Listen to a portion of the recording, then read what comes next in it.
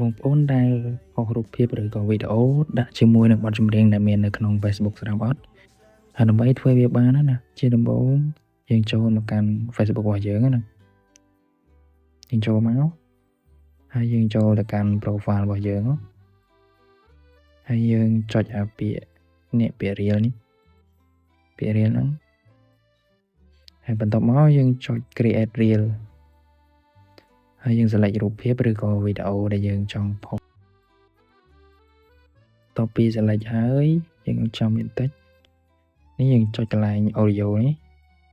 តោះមកយើង search ចម្រៀងដែលយើងចង់ដាក់ហ្នឹងឧទាហរណ៍ខ្ញុំ search បទបណ្ដាខ្ញុំ select បទលើគេនេះ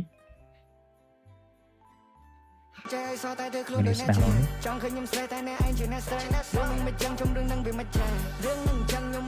ខ្ញុំដើរលេង let's go let's do it បន្ទាប់មកយើងចុចដានមកហើយយើងចុច next មកហើយយើងអាចដាក់ description បានតាមដែលយើងចង់ដាក់ណាឧទាហរណ៍ខ្ញុំដាក់ hello ចឹងមក